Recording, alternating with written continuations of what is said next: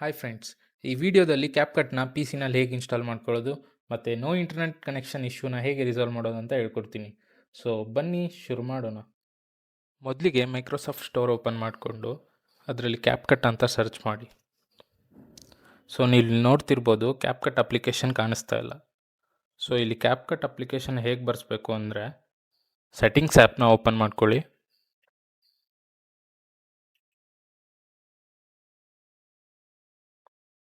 ಅಲ್ಲಿ time and language ಮೇಲೆ click ಮಾಡಿ. ಆಮೇಲೆ ಇಲ್ಲಿ ಲ್ಯಾಂಗ್ವೇಜ್ ಆ್ಯಂಡ್ ರೀಜನ್ ಅಂತ ಇದೆ ಆಪ್ಷನ್, ಅದನ್ನು ಕ್ಲಿಕ್ ಮಾಡಿದ ತಕ್ಷಣ ಇಲ್ಲಿ ಕಂಟ್ರಿ ಆ್ಯಂಡ್ ರೀಜನಲ್ಲಿ ಇಂಡಿಯಾ ಇರುತ್ತೆ. ಸೊ ಅದನ್ನು ಯಾವುದಾದ್ರೂ ಬೇರೆ ಕಂಟ್ರಿ ಇಡಿ. ನಾನಿಲ್ಲಿ ಯುನೈಟೆಡ್ ಸ್ಟೇಟ್ಸ್ನ ಸೆಲೆಕ್ಟ್ ಮಾಡ್ತಾಯಿದ್ದೀನಿ. ಸೊ ಒನ್ಸ್ ಡನ್ ಕ್ಲೋಸ್ ಮಾಡಿ ಮತ್ತೆ ಮೈಕ್ರೋಸಾಫ್ಟ್ ಸ್ಟೋರ್ನ ಓಪನ್ ಮಾಡ್ಕೊಳ್ಳಿ. ಸೊ ಇಲ್ಲಿ ಕ್ಯಾಪ್ಕಟ್ ಅಂತ ಸರ್ಚ್ ಮಾಡಿದ್ರೆ ನೀವು ಇಲ್ಲಿ ನೋಡ್ತಿರ್ಬೋದು ಕ್ಯಾಪ್ಕಟ್ ಅಪ್ಲಿಕೇಶನ್ ಇಲ್ಲಿ ಕಾಣಿಸ್ತಾ ಇದೆ. ಸೊ ನೀವು ಡೈರೆಕ್ಟಾಗಿ ಇಲ್ಲಿಂದ ಕ್ಯಾಪ್ಕಟ್ನ ಇನ್ಸ್ಟಾಲ್ ಮಾಡ್ಕೋಬೋದು. ಸೊ ಕ್ಯಾಪ್ಕಟ್ ಅಪ್ಲಿಕೇಶನ್ ಇನ್ಸ್ಟಾಲೇಷನ್ ಮಾಡೋದು ಇಷ್ಟೇ ಸಿಂಪಲ್. ನೀವು ಕ್ಯಾಪ್ಕಟ್ನ ಇನ್ಸ್ಟಾಲ್ ಮಾಡಿ ಆದಮೇಲೆ ಎಡಿಟ್ ಮಾಡೋಕ್ಕೆ ಹೋದರೆ ನೋ ಇಂಟರ್ನೆಟ್ ಕನೆಕ್ಷನ್ ಅಂತ ಎರರ್ ಬರುತ್ತೆ. ಸೊ ಇದರಿಂದ ಯಾವುದೇ ಫೀಚರ್ಸ್, ಟ್ರಾನ್ಸಿಷನ್, ಎಫೆಕ್ಟ್ಸ್ ಯಾವುದೂ ಕಾಣಿಸಲ್ಲ. ಸೊ ಬನ್ನಿ ಇದನ್ನು ಹೇಗೆ ರಿಸಾಲ್ವ್ ಮಾಡೋದು ಅಂತ ಹೇಳ್ಕೊಡ್ತೀನಿ. ಮೊದಲಿಗೆ ಸೆಟ್ಟಿಂಗ್ಸ್ ಆ್ಯಪ್ನ ಓಪನ್ ಮಾಡ್ಕೊಳ್ಳಿ. ಅಲ್ಲಿ ನೆಟ್ವರ್ಕ್ ಆ್ಯಂಡ್ ಇಂಟರ್ನೆಟ್ಟಲ್ಲಿ ವಿ ಪಿ ಎನ್ ಕನೆಕ್ಷನ್ಗೆ ಹೋಗಿ ಅಲ್ಲಿ ವಿ ಪಿ ಎನಲ್ಲಿ ಆ್ಯಡ್ ವಿ ಪಿ ಎನ್ ಮೇಲೆ ಕ್ಲಿಕ್ ಮಾಡಿ. ಸೊ ಇಲ್ಲಿ ನೀವು ಕನೆಕ್ಷನ್ ನೇಮಲ್ಲಿ ನೀವೇನಾದರೂ ನೇಮ್ ಕೊಡ್ಬೋದು. ನಾನಿಲ್ಲಿ VPN1 ಅಂತ ಕೊಡ್ತಾಯಿದ್ದೆ. ನೆಕ್ಸ್ಟು ಸರ್ವರ್ ನೇಮ್ ಆ್ಯಂಡ್ ಅಡ್ರೆಸ್ಗೋಸ್ಕರ ನೀವು ಕ್ರೋಮ್ ಬ್ರೌಸರ್ನ ಓಪನ್ ಮಾಡ್ಕೊಳ್ಳಿ. ಅಲ್ಲಿ VPN ಗೇಟ್ ಅಂತ ಸರ್ಚ್ ಮಾಡಿ. ಫಸ್ಟ್ ಬರೋ ಲಿಂಕ್ ಮೇಲೆ ಕ್ಲಿಕ್ ಮಾಡ್ಕೊಳ್ಳಿ.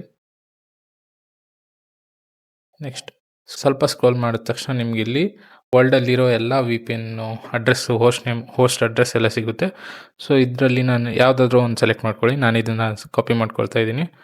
ಸೊ ಕಾಪಿ ಮಾಡ್ಕೊಂಡ ತಕ್ಷಣ ಸೆಟ್ಟಿಂಗ್ಸ್ಗೆ ಹೋಗಿ ಅಲ್ಲಿ ಪೇಸ್ಟ್ ಮಾಡಿ ಸರ್ವರ್ ನೇಮ್ ಆ್ಯಂಡ್ ಅಡ್ರೆಸ್ ಪ್ಲೇಸಲ್ಲಿ. ಸೊ VPN ಟೈಪಲ್ಲಿ SSTPನ ಸೆಲೆಕ್ಟ್ ಮಾಡ್ಕೊಳ್ಳಿ.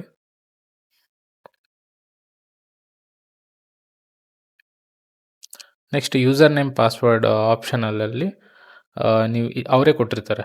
ಸೊ ಇಲ್ಲಿ ನೀವು ನೋಡ್ತಿರ್ಬೋದು ಯೂಸರ್ ನೇಮ್ ಆ್ಯಂಡ್ ಪಾಸ್ವರ್ಡ್ ಅವರೇ ಕೊಟ್ಟಿದ್ದಾರೆ VPN ಅಂತ. ಸೊ ನಾನು ಸೇಮ್ ಅದನ್ನೇ ಟೈಪ್ ಮಾಡ್ತಾ ಇದ್ದೀನಿ. ಟೈಪ್ ಮಾಡಾದಮೇಲೆ ಸೇವ್ ಮೇಲೆ ಕ್ಲಿಕ್ ಮಾಡಿ. ಸೇವ್ ಆದ ತಕ್ಷಣ ಇಲ್ಲಿ ಕನೆಕ್ಟ್ ಮೇಲೆ ಕ್ಲಿಕ್ ಮಾಡಿ. ಸೊ ನೀವು ಇಲ್ಲಿ ನೋಡ್ತಿರ್ಬೋದು VPN ಕನೆಕ್ಟೆಡ್ ಆಗಿದೆ. ಸೊ ಒಂದ್ಸಲ ಕನೆಕ್ಟೆಡ್ ಆದ ತಕ್ಷಣ ನೀವು ಕ್ಯಾಪ್ಕಟ್ನ ಓಪನ್ ಮಾಡ್ಕೊಳ್ಳಿ.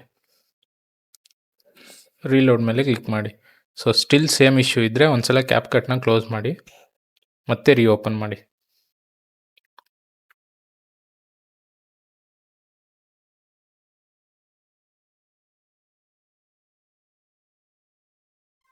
ನೋಡ್ತಿರ್ಬೋದು VPN ಕನೆಕ್ಟೆಡ್ ಇದೆ.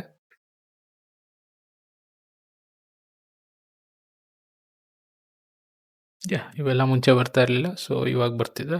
ಐ ಗೆಸ್ ಇವಾಗ ಆ ಎರರ್ ಇರಲ್ಲ ಅನ್ಕೋತೀನಿ. ಎಫೆಕ್ಟ್ಸ್ ಹೋಗೋಣ.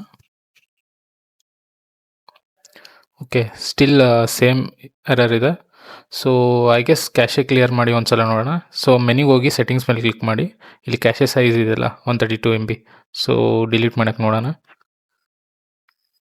ಡಿಲೀಟ್ ಆಗ್ತಿಲ್ಲ. ಸೊ ಒಂದ್ಸಲ ಕ್ಯಾಪ್ಕಟ್ನ ಕ್ಲೋಸ್ ಮಾಡಿ. ಸೊ ಕ್ಲೋಸ್ ಮಾಡಿದ ತಕ್ಷಣ ಇಲ್ಲಿ ಹೋಮ್ ಪೇಜಲ್ಲಿ ಸೆಟ್ಟಿಂಗ್ಸ್ ಇರುತ್ತಲ್ಲ, ಸೆಟ್ಟಿಂಗ್ಸ್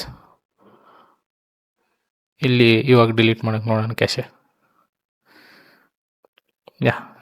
ಡಿಲೀಟ್ ಆಗ್ತಿದೆ ಕ್ಯಾಶೆ. ಇನ್ನೊಂದ್ಸಲ ಡಿಲೀಟ್ ಮಾಡ್ಬಿಡೋಣ, ಯಾವುದಕ್ಕೂ ಸೇಫರ್ ಸೈಡ್.